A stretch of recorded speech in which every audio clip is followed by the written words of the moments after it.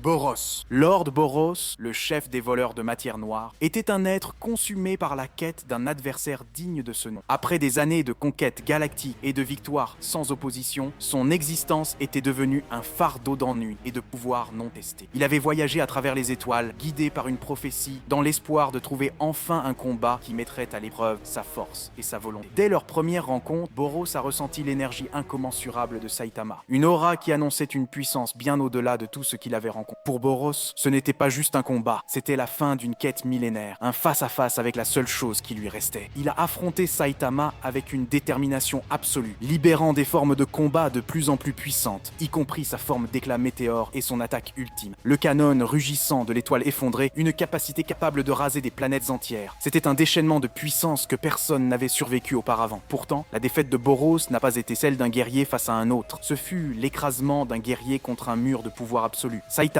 a neutralisé sans effort son attaque ultime avec un Serious Punch, une force si immense qu'elle a annulé une attaque censée détruire des mondes entiers. Au fur et à mesure que le combat progressait, Boros a réalisé avec une terreur grandissante que Saitama retenait sa force, son véritable pouvoir restant insondable. Dans ces derniers instants, le guerrier a admis que la bataille avait été unilatérale depuis le début, une confession qui n'était pas un signe de faiblesse, mais la reconnaissance d'un pouvoir qui transcende toute compréhension. Son expérience est d'autant plus unique qu'il a été l'un des rares à survivre à plusieurs coups de Saitama, ce qui lui a donné une compréhension directe de l'insurmontable pouvoir de Saitama. Sa mort n'était pas une fin de combat, c'était un aveu de l'humilité que même le plus grand des conquérants cosmiques doit éprouver face à un être d'une force illimitée. Fubuki, à la tête de la brigade du Blizzard, a bâti sa carrière et son identité sur une croyance rigide en la hiérarchie des héros. En tant que numéro 1 de la classe B, elle a toujours abordé le monde à travers un prisme de pouvoir organisé, de rang et de subordination. Son premier face-à-face avec Saitama n'était pas un combat, mais une tentative d'assimilation. Confiante dans ses capacités psychiques et la force du nombre de son groupe, elle a tenté de le soumettre, d'abord en l'intimidant avec ses subordonnés, puis avec sa propre télékinésie. Ses efforts ont échoué de façon spectaculaire. Saitama a vaincu ses hommes sans effort et est resté complètement insensible aux attaques les plus puissantes de Fubuki, y compris sa tempête psychique. Malgré cela, son esprit rigide a refusé de reconnaître sa force illimitée, la qualifiant de classe S minimum pour se protéger de la terrifiante vérité de son pouvoir. Cependant, sa perception a commencé à s'effriter lorsqu'elle a été témoin d'une démonstration de sa vitesse contre Sonic. Saitama s'est déplacé avec une telle vitesse que cela a créé des images rémanentes infinies, laissant Fubuki stupéfaite et forcée de réévaluer toutes ses hypothèses antérieures. Malgré cette prise de conscience, elle continue de s'accrocher à l'idée que des héros comme Tatsumaki ou Mumen Rider pourraient le défier, ignorant le fait qu'elle est en présence d'une puissance qui existe au-delà de toute classification. Son parcours avec Saitama est celui de la déconstruction de sa vision du monde, une érosion lente mais inexorable de ses croyances sur le pouvoir et la hiérarchie. Même si elle n'a pas encore totalement saisi l'étendue de sa nature illimitée, son admiration et son attachement émotionnel à Saitama sont la preuve qu'elle a dépassé sa rigidité initiale pour embrasser une forme de camaraderie qu'elle n'aurait jamais imaginée. Tatsumaki, surnommée la tornade de la terreur, a toujours vécu dans l'ombre de sa propre puissance. En tant que deuxième héroïne la mieux classée de la classe S et la plus puissante espère du monde, son identité et sa valeur personnelle étaient indissociables de sa force psychique colossale. Elle pouvait manipuler des paysages entiers, anéantir des ennemis avec une aisance déconcertante et ériger des boucliers pour protéger des villes entières. Sa confiance en elle était absolue et toute personne qui la défiait était rapidement écrasée par son mépris et sa puissance. Cependant, la rencontre avec Saitama a remis en question tout ce qu'elle croyait savoir sur la force et le pouvoir. Leur confrontation commence lorsque Tatsumaki tente de punir le groupe Blizzard, mais Saitama s'interpose. Ce qui a commencé comme une tentative de lui donner une leçon pour avoir interféré avec son groupe a rapidement dégénéré en une démonstration traumatisante de son impuissance. Peu importe la quantité de force qu'elle a exercée, peu importe le nombre de bâtiments qu'elle a jetés sur lui ou la torsion du paysage autour de lui, Saitama est resté complètement imperturbable. Son calme et son ennui apparent face à son barrage d'attaque étaient une attaque directe contre son identité. Sa plus grande humiliation a été son incapacité à le soulever par télékinésie, une prouesse qu'elle considérait comme impossible tout autre. Le pouvoir qu'elle utilisait pour définir son existence a été rendu conceptuellement insignifiant face à un homme qui ne nécessitait même pas de se battre. Pour la première fois de sa vie, Tatsumaki s'est sentie absolument futile et vide de sens. Bien qu'elle ne concède jamais sa supériorité ouvertement, le doute est irrévocablement semé dans son esprit, la forçant à admettre qu'il existe une force qui transcende sa propre puissance. Le véritable impact de Saitama n'était pas de la vaincre, mais de la rendre complètement sans objet. King King, l'homme publiquement vénéré comme le plus fort de la planète, est un exemple parfait de la dissonance entre la perception et la réalité. Sa réputation était une construction de pure chance et de malentendus, une série d'événements improbables où il a reçu le crédit pour les exploits de Saitama, comme la défaite de l'homme pieuvre et de l'homme vaccin. Sa vie était une performance constante, un équilibre délicat entre le bluff et la peur, car il était pleinement conscient de son impuissance totale face au monstre qu'il était censé vaincre. Cette supercherie a atteint son point de rupture lorsque Saitama est venu chez lui et qu'un monstre corbeau géant a attaqué son bâtiment. Paralysé par la peur, King a assisté à ce qui allait devenir le moment décisif de sa prise de conscience. Saitama, avec une nonchalance déconcertante, est intervenu et a éliminé la menace d'un seul coup de poing. C'était une révélation brutale et libératrice pour King. Ce moment l'a forcé à affronter la vérité. Saitama était son sauveur silencieux depuis le début. Il a confessé sa fraude à Saitama, qui a réagi avec une indifférence désarmante, plus concentrée sur le jeu vidéo qu'il jouait. Loin d'être une source de honte, cette confrontation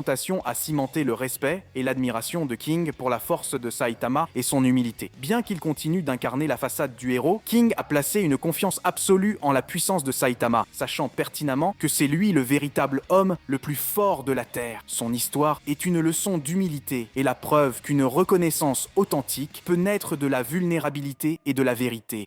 God est une entité énigmatique et cosmique dans l'univers de One Punch Man, dont les motifs et l'agenda demeurent inconnus, bien que ses actions semblent viser la destruction de l'humanité. Il accorde des pouvoirs immenses à des individus soigneusement choisis, comme Homeless, Emperor, Psycho et Garou, les transformant en menaces de niveau cosmique. Ce qui rend la relation de God avec Saitama si unique, c'est que Saitama n'est pas un de ses choisis, il est une anomalie. La plus claire démonstration de l'existence de Saitama a eu lieu lors de son combat contre Cosmic Fear Mode Garou, un avatar infusé par les capacités de God. Malgré la capacité de Garou à manipuler l'espace-temps et à lancer des attaques capables de détruire des planètes, Saitama l'a facilement contré, le battant avec sa seule force brute et même en inversant le temps pour annuler les événements catastrophiques de la bataille. Cette confrontation n'était pas un simple combat, c'était un affrontement direct qui a déjoué les plans de God, montrant à l'entité que Saitama est une force à laquelle il ne peut pas s'opposer directement. Plus tôt dans l'histoire, God a tenté de corrompre Saitama en lui offrant du pouvoir via un cube mystérieux, une proposition que Saitama a rejetée avec une indifférence désinvolte, soulignant à quel point il n'est pas affecté par son influence. Il a même envoyé des agents comme Sage Centipede et Evil Natural Water pour éliminer spécifiquement Saitama, confirmant que le héros chauve est une menace directe pour ses plans. Blast a également noté que quelque chose sur Terre attirait l'attention de God, ce qui a été sous-entendu plus tard comme étant Saitama lui-même. La reconnaissance du pouvoir de Saitama par God n'est pas celle d'un rival, mais celle d'un être conscient de l'existence d'une force puissante qu'elle est capable d'annuler sa propre influence. Garou, l'autoproclamé chasseur de héros, a initialement vécu dans un monde de certitudes rigides, où la force et la justice étaient des concepts malléables qu'il pouvait maîtriser et subvertir à sa guise. Malgré plusieurs rencontres fortuites avec Saitama, ses souvenirs restaient flous, une bizarrerie qui l'empêchait de percevoir la menace qu'il représentait vraiment. Garou croyait être l'apogée du pouvoir, ayant vaincu de multiples héros de classe S et des monstres de niveau dragon, une conviction qui a alimenté son arrogance et son idéologie. Ce n'est qu'après sa transformation en un monstre amplifié par l'influence de God que la pleine magnitude de son erreur est apparue, et que ses souvenirs de Saitama sont revenus avec une clarté brutale. Leur bataille, qui était censée être l'apogée de sa quête, est devenue la confrontation la plus humiliante de sa vie. Bien qu'il ait libéré des techniques d'arts martiaux avancées et des capacités monstrueuses, Saitama a esquivé ou annulé ses attaques avec un calme désinvolte. La défaite n'a pas été seulement physique, elle a brisé son idéologie et son sens de soi. Il a été submergé par les coups de poing de Saitama et un seul Serious Punch a brisé sa forme monstrueuse, le ramenant à sa condition humaine. La puissance écrasante de Saitama et ses mots francs ont remis en question la conviction de Garou en un mal absolu, le conduisant vers sa rédemption. Pour Garou, Saitama a représenté l'équité ultime, un être dont la force transcende la logique, le forçant à réévaluer sa propre compréhension de l'héroïsme et de la force. Dr Genius. Le Dr Genius, fondateur de la Maison de l'Évolution, a consacré sa vie à l'ingénierie du parfait être humain à travers l'évolution artificielle, persuadé que le pouvoir absolu pouvait être créé par la science. Sa perspective a été complètement bouleversée après avoir été témoin de la défaite sans effort de sa création ultime, Carnage Kabuto. Kabuto, qui avait facilement écrasé Genos, a reculé de peur en sentant la présence de Saitama. Malgré sa transformation en sa forme la plus puissante, Kabuto a été anéanti instantanément par un coup de poing désinvolte de Saitama, qui était plus préoccupé par le fait de ne pas manquer les soldes au marché que par le monstre devant lui. Le Dr Genius, observant cette scène de loin, a été stupéfait. Il a réalisé que la force force de Saitama transcendait la compréhension scientifique, ce qui l'a amené à théoriser que Saitama avait brisé son limiteur, un concept auparavant considéré comme impossible. Cette révélation l'a forcé à abandonner sa quête d'évolution forcée, concluant que la vraie force vient de la volonté et de l'autodiscipline, et non de la génétique. Plus tard, dans une conversation avec Zombie Man, Genos a ouvertement attribué la force de Saitama à son limiteur brisé, confirmant sa conviction que Saitama avait atteint une force divine. Ce moment a marqué un tournant dans le caractère du docteur Genos, le transformant d'un scientifique ambitieux en un humble observateur du pouvoir inexplicable de Saitama. Blast. Blast, le héros de classe S de premier rang, est une figure mystérieuse qui a longtemps opéré dans l'ombre, gérant des menaces d'un niveau si élevé qu'elles restent inconnues du grand public. Homme de peu de mots, il ne se fie pas aux rumeurs, mais à l'expérience directe et aux faits. Sa première rencontre avec Saitama était souterraine, mais il ne l'a pas perçue comme spéciale. Cependant, sa perspective a radicalement changé pendant la confrontation de Saitama avec le mode Cosmic Fear de Garou. Témoin du pouvoir destructeur de leurs poings qui s'entrechoquaient, il a été forcé d'intervenir, les téléportant dans l'espace pour empêcher l'annihilation de la Terre. Bien que Saitama ait remonté le temps pour annuler les événements de cette bataille, Blast a toujours été témoin d'une démonstration de force qui a transcendé sa propre compréhension. Il a été stupéfait par la capacité de Saitama à retirer le pouvoir de God d'un seul coup de poing et à exprimer sa curiosité pour les poings de Saitama, qui possède la capacité unique de contrer l'influence de God. La reconnaissance de Blast ne se limite pas à des mots, elle est manifeste dans ses actions. Il a demandé l'aide de Saitama pour la confrontation future avec God, un geste qui confirme sa reconnaissance du pouvoir inégalé de Saitama et sa conviction que ce sera une force essentielle dans la bataille à venir. Pour Blast, Saitama n'est pas un allié de plus, mais l'unique variable qui pourrait faire pencher la balance dans un conflit de niveau cosmique. Bang. Bang, aussi connu sous le nom de Silver Fang, est un maître des arts martiaux et un héros de classe S qui a toujours eu une compréhension profonde du pouvoir. Sa vie a été façonnée par la recherche de la force intérieure, de la discipline et de la maîtrise. Bien qu'il ait initialement reconnu la force de Saitama lors de l'incident du météore géant, sa véritable prise de conscience s'est produite lors de leur confrontation avec Elder Centipede, une menace de niveau dragon presque invincible. Malgré la force combinée de Bong, de son frère Bomb et de Genos, il ne parvenait pas à infliger de dommages significatifs à la bête. C'est dans ce moment désespéré que Saitama est arrivé. Avec un seul Serious Punch, Saitama a annihilé Elder Centipede, laissant Bong et les autres dans un état d'émerveillement total. Cette démonstration a confirmé à Bang que Saitama opérait à un niveau bien au-delà de n'importe quel héros qu'il avait jamais rencontré. Cette révélation n'était pas seulement une reconnaissance de la force brute, mais une compréhension du fait que Saitama incarnait un niveau de puissance qui transcendait la nécessité de la technique ou de la ruse. Après cette bataille, Bong a ouvertement reconnu la force de Saitama à Atomic Samurai, affirmant qu'un héros bien plus fort que lui-même était en train d'émerger. Sa camaraderie avec Saitama s'est approfondie et son respect pour le pouvoir de notre chauve préféré a été fermement établi. Pour Bong, qui a consacré sa vie aux arts martiaux, la force de Saitama est une force de la nature, une démonstration de puissance qui ne peut être mesurée par les standards conventionnels. Orochi, l'autoproclamé roi des monstres, s'était convaincu qu'il était le pinacle de l'évolution monstrueuse. Ayant absorbé d'innombrables bêtes pour intégrer leurs capacités, il se voyait comme la forme de vie ultime, destinée à régner sur le monde. Sa perception du pouvoir était une quête d'assimilation infinie, une croyance en sa force absolue qui n'avait jamais été véritablement mise à l'épreuve. Cependant, cette illusion s'est effondrée dès sa rencontre avec Saitama. Bien qu'il ait déjà eu des preuves indirectes de l'existence de Saitama, la mort d'Elder Centipede, le fantôme de la ville Z, son arrogance est restée inébranlable jusqu'à leur confrontation directe. Attendant une bataille épique, Orochi a déchaîné ses techniques les plus dévastatrices, dont le Canon Gaïa, une attaque puisant son énergie du noyau terrestre. La réponse de Saitama fut tout sauf grandiose. Avec une réaction nonchalante, il a repoussé l'attaque avec un simple jet d'eau et a riposté avec un coup de poing si décontracté qu'il a complètement oblitéré Orochi. Sa défaite n'était pas une bataille, mais un effacement instantané. Dans ces derniers instants, Orochi a été submergé par l'incrédulité et une terreur existentielle. La réalisation que sa quête de pouvoir ultime, son identité même, avait été rendue insignifiante par un être qui n'a fait preuve d'aucun effort visible a été une vérité fracassante. L'anéantissement d'Orochi est une illustration de la place de Saitama dans l'univers de One Punch Man. Il est le point final, l'arrêt définitif à l'ambition de tout être qui se prend pour la puissance ultime. Genos, le cyborg de classe S, a été l'un des premiers et des plus fidèles témoins de la force de Saitama. Son parcours vers la reconnaissance de son maître n'était pas un chemin de terreur ou d'humiliation, mais un voyage d'apprentissage et de profonde admiration. Au début, après avoir été sauvé de Mosquito Girl, l'ingéniosité et le pouvoir pouvoirs de Saitama l'ont tellement impressionné qu'il a immédiatement demandé à devenir son apprenti. Leur session de sparring a solidifié sa conviction en la force de Saitama, même s'il ne comprenait pas l'ampleur du gouffre qui les séparait. La véritable révélation pour Genos est survenue pendant l'arc de l'association des monstres. Ayant reçu les souvenirs d'une chronologie future à travers son noyau, il a été témoin de la bataille de Saitama contre Cosmic Fear Mode Garo sur la lune Io, où Saitama a vaincu l'avatar de God et a inversé le temps. Ces souvenirs ont permis à Genos de comprendre pleinement l'étendue divine de la force de son maître. Contrairement à d'autres héros qui sont dans le déni ou ne comprennent pas vraiment la puissance de Saitama, Genos est l'un des rares à en être pleinement conscient. Il a également partagé ces informations avec d'autres personnes, comme Zombieman, qui ont vu la défaite de Garo et ont réalisé la force de Saitama. Genos reconnaît ouvertement le potentiel illimité de son maître et ne cesse de le vanter, même lorsque les autres restent dans l'ignorance. Son admiration constante pour Saitama a influencé le docteur Kuseno, le scientifique qui l'a reconstruit, qui est également conscient de l'incroyable pouvoir de Saitama grâce aux rapports détaillés et à l'admiration de Genos.